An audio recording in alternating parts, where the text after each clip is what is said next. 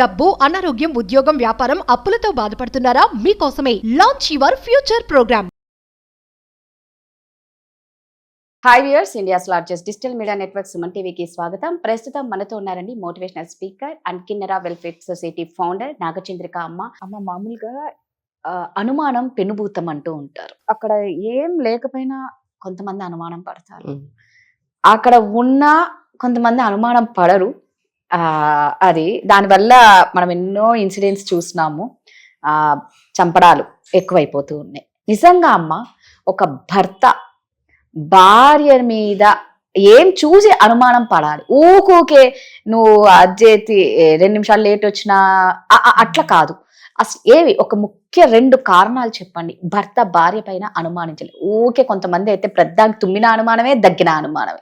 నువ్వు చెప్పినది చాలా కరెక్ట్. ఎందుకంటే భార్యాభర్తలు ఇట్లాంటి చాలా జరుగుతూ ఉంటాయి. అంటే అతి ప్రేమ అయినా కూడా మనిషికి ఒక వస్తువు మనం ఇష్టమే ఉంటుంది, దాన్ని దాచిపెట్టుకుందాం అనేది దాచిపెట్టేస్తాం కదా. అట్లాగా ప్రేమ ఊరికే ఉన్నప్పుడు అంటే ఎక్కడ అది వెళ్ళిపోతుందో నా నుంచి అని ఒక భయం ఉంటుంది ఒక మనుషులకి. దానివల్ల ఏం చేస్తారంటే ప్రతి క్షణము అవతల వ్యక్తిని ఊపిరి ఆడనీయకుండా చేస్తారు. నా నుంచి ఎక్కడ పోతుందో దూరము అని వెళ్ళిపోతారేమో, ఇంకొక ఏదన్నా ఆకర్షణ వెళ్ళిపోతారేమో. అది భార్య కావచ్చు, భర్త కావచ్చు, ఎవరైనా కూడా. అతి ప్రేమ, ఇదంతా కారణం ఏంటంటే అతి ప్రేమ.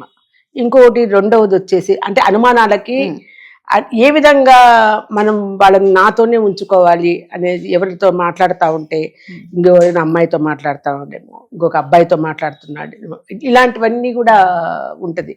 ఒకటి రాధా, ఫస్ట్ మనిషికి కావాల్సింది భార్యాభర్తల్లో నమ్మకం ఉండాలి. కరెక్ట్ అమ్మ. కొంచెం మైండ్ కూడా విశాలంగా పెట్టుకోండి. ఎందుకు ఇవన్నీ కూడా ఎందుకు చేస్తారు అట్లా?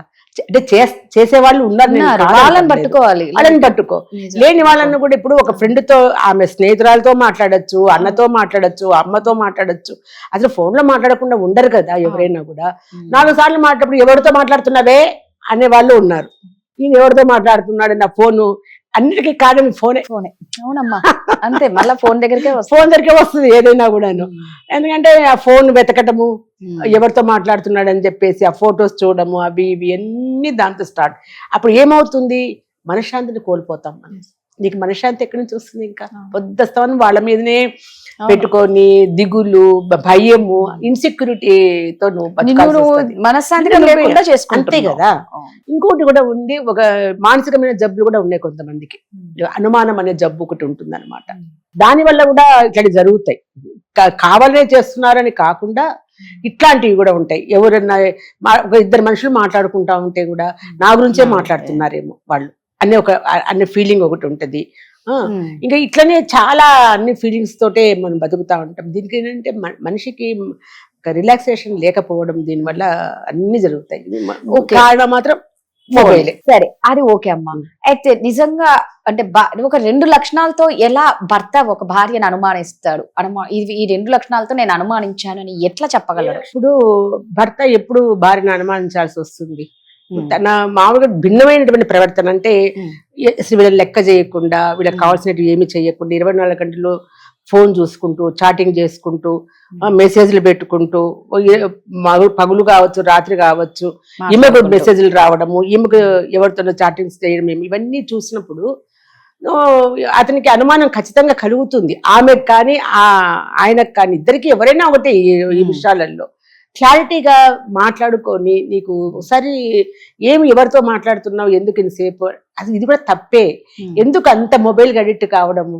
ఎప్పుడో 4 రోజులకు ఒకసారి ఫోన్ చేసి బాగున్నారా అని అడగడం వేరే. ఇంకోటి కూడాను, నీకు పని అంతా రిలాక్స్ అయిపోయి నీకేమి పని లేనప్పుడు ఏదన్నా నువ్వు చేసుకున్నా బాగుంటుంది. కానీ పనులన్నీ ఆడబడేసేసి భర్త ఇంట్లో ఉండంగా పిల్లలకు చేయాల్సింది చేయకుండా నువ్వు ఫోన్ చూసుకుంటా కూర్చుంటే అంత ఇంట్రెస్ట్ ఏంటి? మా కంటే ఇంటి పనుల కంటే అన్ని పక్కకు దోసేసి ఎవరితో మాట్లాడుతుంది అనేది ఫస్ట్ స్టార్ట్ అవుతుంది. ఆయన కూడా ఎవరితో మాట్లాడుతున్నాడు అనేది స్టార్ట్ అవుతుంది. అక్కడి నుంచి ఇంకా 2 గొడవలు వచ్చేస్తాయి. ఫస్ట్ మీకు ఏదైనా అనుమానం వచ్చినప్పుడు దాన్ని క్లారిటీగా మీరు కూర్చొని మాట్లాడుకోండి. కొట్టుకోవడాలు, ఒకరినొకరు చంపడాలు, ఇది సొల్యూషన్ కాదు కదా. అసలు నువ్వు చంపుతావు నువ్వు కోపంతో, తర్వాత నీ బతికేంటి? అంటే నువ్వు హ్యాపీగా ఇంట్లో ఉంటావా లేదా జైల్లో ఉంటావా? అంతే కదా. ఉంటే పిల్లలు ఉంటే పిల్లలు కూడా వాళ్ళ అనాథలైపోతారు. ఒక్క క్షణం ఆలోచించుకోండి, ఎందుకు ఈ అనుమానాలు? అసలు ఫస్ట్ పెళ్ళి అయితేనే ముందు ఒకరి అలవాట్లు ఒకరి ఇది ఏదన్నా ఉంటే కూడా చెప్పుకొని చక్కగా వాళ్ళు ఒకరికొకరు ఇదైతే ఇవన్నీ ఏమీ ఉండవు రాదా అసలు. దాచిపెట్టుకున్నప్పుడు ఎప్పుడైనా ఇట్లా జరిగినప్పుడు ఏముంది దాంట్లో ఏముంది అనే వస్తుంది తప్ప ఖచ్చితంగా నువ్వు ఇట్లా చూపించినావంటే ఏముంది వాళ్ళకి ఏం కనపడదు కదా. సో జనరల్ గా భార్యాభర్తల మధ్య ఎటువంటి దాపరికాలు ఉండకూడదు. దాపరికం ఉండదు నిజంగా. first ముందు. ఒక ఓపెన్ బుక్ లాగా ఫ్రెండ్స్ లాగా అంతే, ఉంటే friends లాగా నిజంగా ఉండండి. ఏ గొడవలు రావు. ఆ స్నేహితం అనేది ఉండదు వీళ్ళిద్దరి మధ్య.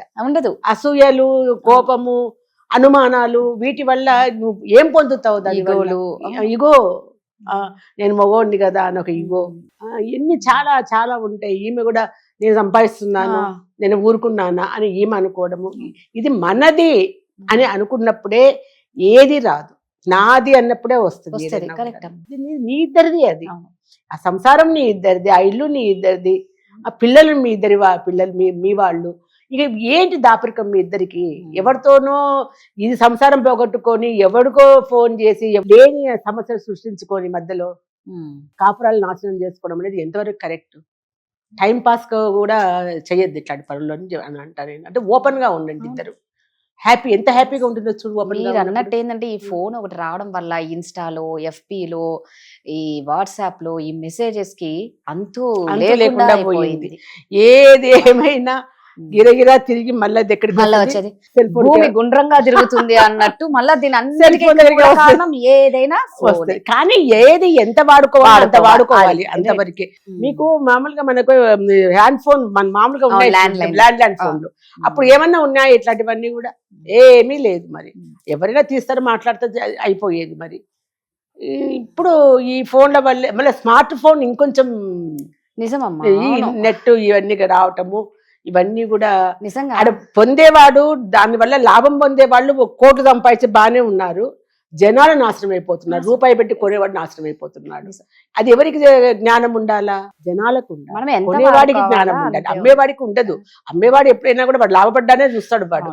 మనం ఎంత కొనాలి, అది జీబీలు ఎంత వాడుకోవాలి, ఎట్లా వాడుకోవాలి, దీన్ని అంత విధిగా నువ్వు వాడుకున్నప్పుడు నీకు ఎటువంటి చెడు జరగదు అక్కడ. నువ్వు దాన్ని దాటిపోతున్నావు కాబట్టి ఇన్ని వస్తున్నాయి. నిజంగా భార్యాభర్తలు ఒక ఫ్రెండ్స్ లాగా ఉండాలి, ఒకళ్ళనొకళ్ళు అర్థం చేసుకోవాలి, బ్రాడ్ మైండ్ లో ఉండాలి. ఒక ఓపెన్ బుక్ లాగా ఇద్దరి మధ్య ఏ దాపరికాలు పెట్టుకోకుండా ఉంటే నిజంగా చాలా అన్యోన్యంగా ఉంటారు.